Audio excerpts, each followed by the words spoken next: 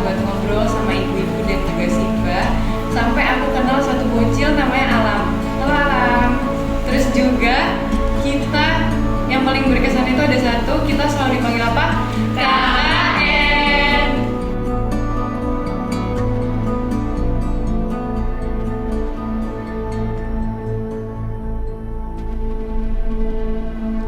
Kami juga ingin merubah mindset anak-anak muda atau generasi muda, bukan mencari pekerjaan, bagaimana bisa membuat pekerjaan dengan, dan entah itu di bidang pertanian yang notabene juga tidak kalah kalau kita menjadi pegawai atau menjadi karyawan. Jadi biar semua nanti ada apa ya istilahnya, ada peningkatan kesejahteraan di masyarakat gitu. Kesibukan saya cuman petani, Mbak. Ngira swasta sama ada angkutan mobil, jasa angkut, Mbak.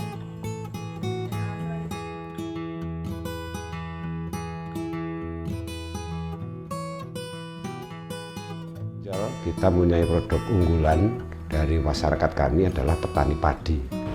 Juga kita punya kesibukan yaitu kelembagaan di dalam pemerintah desa. Alhamdulillah petani. Akhir-akhir ini kalau dulu kita pertanian masih mengandalkan dengan sistem-sistem pupuk-pupuk kimia, insek kimia dan sebagainya.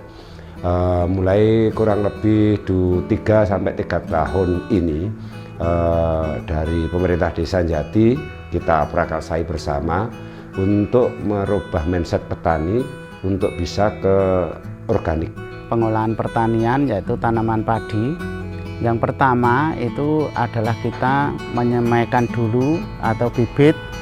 Bibit itu berkisar umur lebih kurang 15 hari itu nanti bisa untuk ditanam ya. Sementara itu kelanjutannya untuk mengolah tanahnya, jadi sambil menyemai umur 15 hari itu nanti kita mengolah tanahnya, yaitu dimulai dari pembuatan pematang sehingga terus diadakan pembajakan, terus penggaruan atau perataan tanah, lanjut itu nanti terus ada proses pencabutan bibit untuk bisa ditanam di lahan yang sudah diratakan tadi.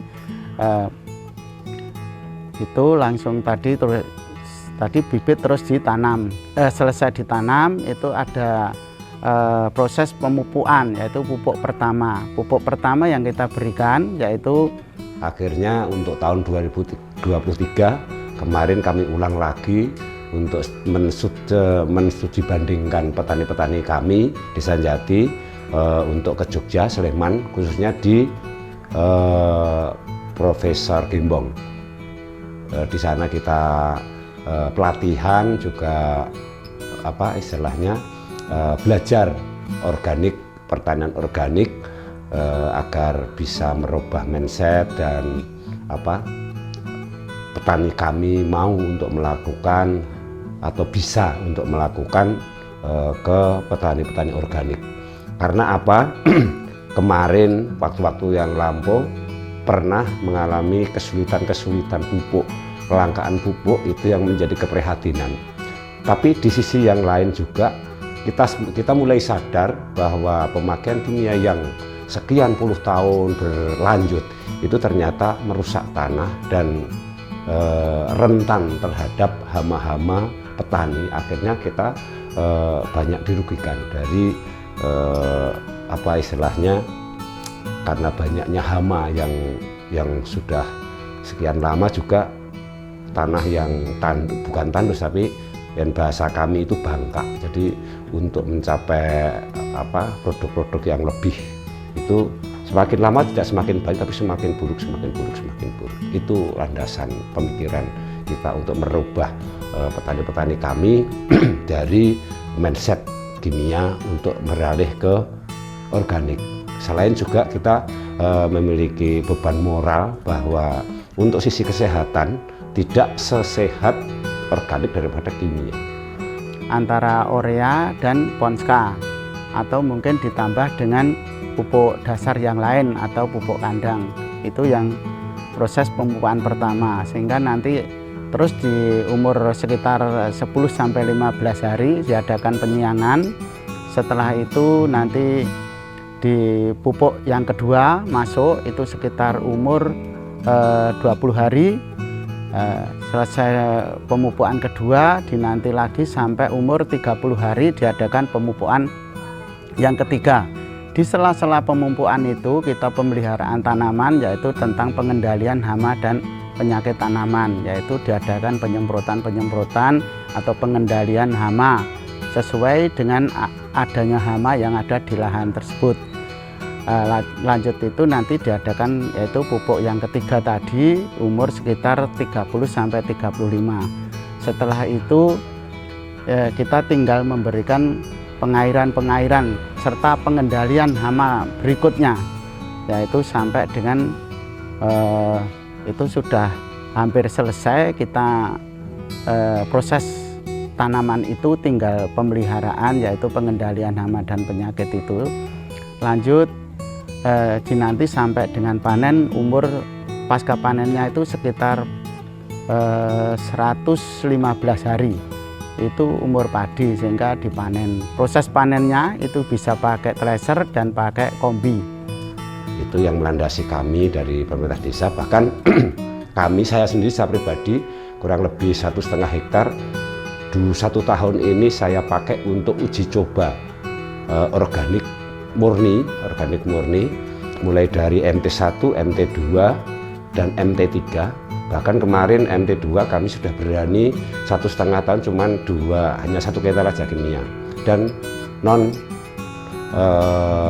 istilahnya insek racun, kami pakai insek organik juga. Nah ini MT3 ini yang sebentar lagi insya Allah kita akan panen. Ini kami 1,5 hektar cuman pakai pupuk urea itu 1 sak, artinya hanya 50 kilo. Itu yang seharusnya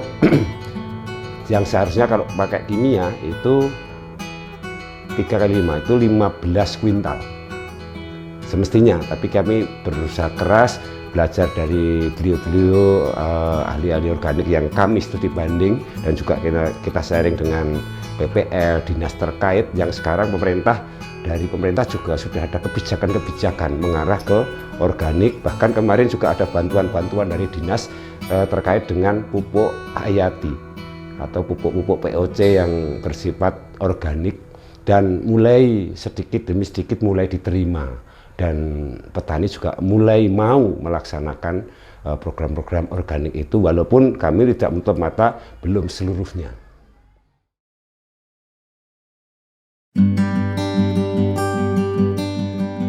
Nah, menurut aku program unggulan yang udah kita lakuin itu kayak ada pembuatan POC dari limbah rumah tangga. Nah itu kan nanti dari limbah rumah tangga ini bisa bermanfaat untuk dijadikan pupuk yang nantinya tuh bisa menambah nutrisi di tanaman. Nah selain itu kemarin kita juga ada yang namanya gerakan menjamu dan juga pembagian bibit tanaman obat. Nah itu menurut aku bagus sih, karena nanti masyarakatnya bisa memanfaatkan pekarangannya itu untuk penanaman tanaman obat. Selain itu juga ada yang namanya K3 pertanian.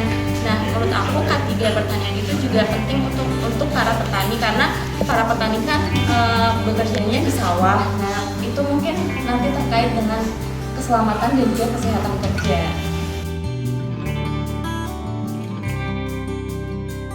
Jadi setelah observasi di sana nih ya, di kebun Mancari itu kondisi tanahnya sangat kering banget. Jadi perlu buat diadain yang namanya mitigasi yang memadai dan baik. Nah, untuk Joglo itu sendiri kita punya banyak banget aktivitas, dan mostly itu kita belajar mengajar keterampilan. Yang pertama itu ada belajar bahasa Inggris, terus kita juga ada TPA. Kita juga punya banyak banget kegiatan prakarya kayak membuat gelang, terus kita juga bikin kolase, bikin rumah-rumahan, pokoknya seru banget deh. Oke, kalau untuk di SD, ini kita kebanyakan sosialisasi terkait materi. Mungkin juga ada penjelasan dari Eka tentang peta, terus juga dari Nita yang prakteknya itu membuat erupsi Gunung Merapi.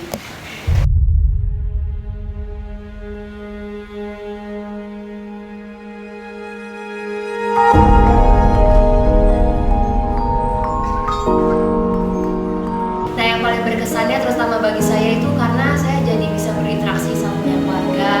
Saya bisa ikut andil dalam membuat desa ini menjadi semakin lebih dikenal gitu oleh masyarakat luas, terutama melalui media sosial.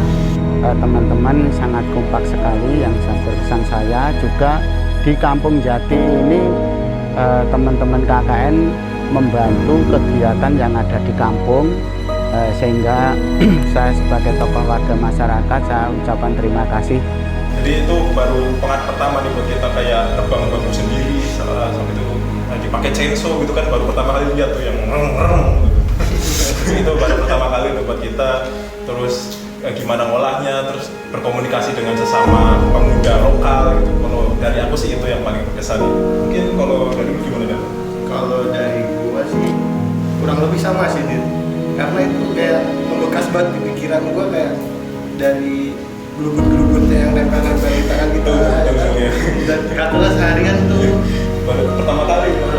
terus dari pas kerja bakti bareng-bareng karena sedang dari Rizky copot itu paling berkenan lah di kepala gua.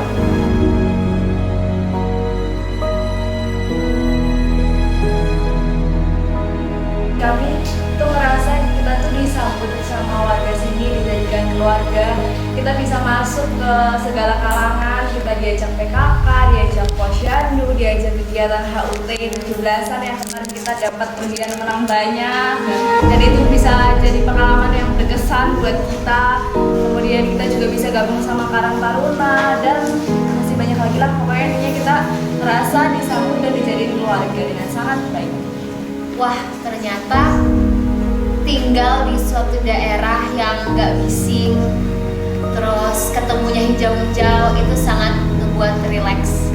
Jadi aku suka setiap pagi kalau keluar denger bunyi burung, terus ngeliat hijau-hijau, itu tuh benar suatu pengalaman yang berbeda dan nggak pernah sebelumnya aku ngeliat kayak gitu sih, kalau dari aku ya.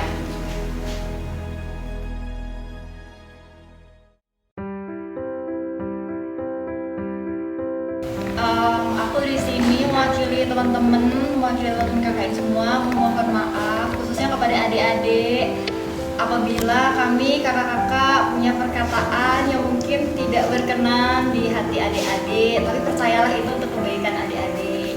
Jadi mohon untuk dimaafkan. Mohon maaf kalau seandainya kami membuat sesuatu program tapi hasilnya masih kurang baik karena ada keterbatasan biaya juga, terus kurangnya pengalaman dari kami dalam membuat sesuatu alat. Kami ingin meminta maaf terlebih dahulu apabila selama kami KKN itu ada mungkin beberapa hal yang kami lakukan atau katakan yang baik itu disengaja ataupun tidak disengaja yang mungkin tidak mengenakan bagi warga desa. Jadi sebelumnya kami ingin meminta maaf. Dan kami juga ingin berterima kasih mungkin karena kami dari awal itu disambut dan diterima dengan sangat hangat. Jadi di sini kita rasa seperti keluarga sendiri ya. Mungkin kami juga terutama untuk tetangga-tetangga terdekat itu sangat sering memberi dan membantu. Jadi di sini sama kami KKN itu kami tidak hanya memberi, tapi kami juga banyak sekali menerima ilmu ataupun hal-hal lainnya. Mungkin kami ingin berterima kasih sekali. Bangga atas kehadiran anak-anak KKN UGM Yogyakarta yang mau dan bermitra dengan masyarakat kami KKN di Dukun Jati ini, karena kami merasakan banyak kontribusi ilmu-ilmu yang bisa ditularkan kepada masyarakat kami, khususnya di bidang pertanian, di wirausahaan atau hal yang lain, juga sosial kemasyarakatan, yang semua itu mewarnai masyarakat kami. Mudah-mudahan dengan edukasi KKN masyarakat bisa meningkatkan masyarakat kami untuk lebih baik dari yang sebelumnya.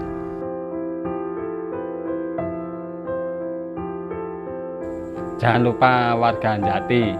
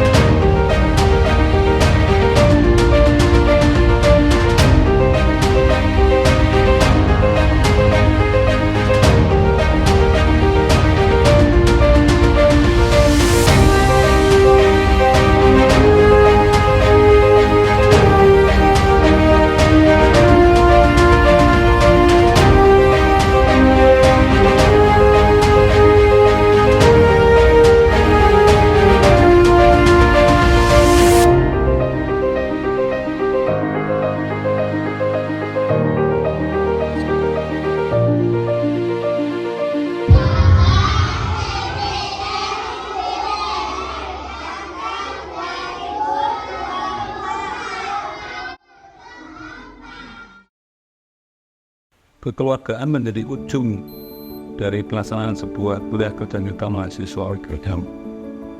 Tidak ada yang lebih mantap, tidak ada yang lebih berpengalaman. Semua masing-masing punya kelebihan dan kekurangan. Pelaksanaan KKN kurang lebih 7 minggu, 50 hari atau 2 bulan, memberikan pelajaran kepada mahasiswa untuk belajar dengan masyarakat dan mengenalkan masyarakat dengan apa yang kami pelajari di dalam Bank University.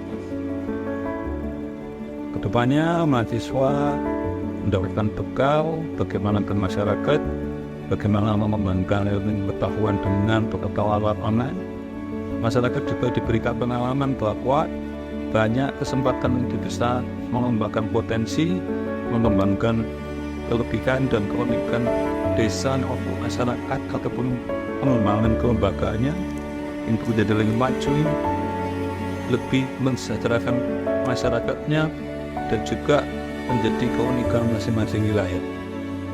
Tidak ada kita memberi pelajaran bahwa kita lebih pintar, tapi kita belajar bersama-sama menggunakan apapun yang kita punya untuk lebih maju, lebih sejahtera, dan lebih bahagia.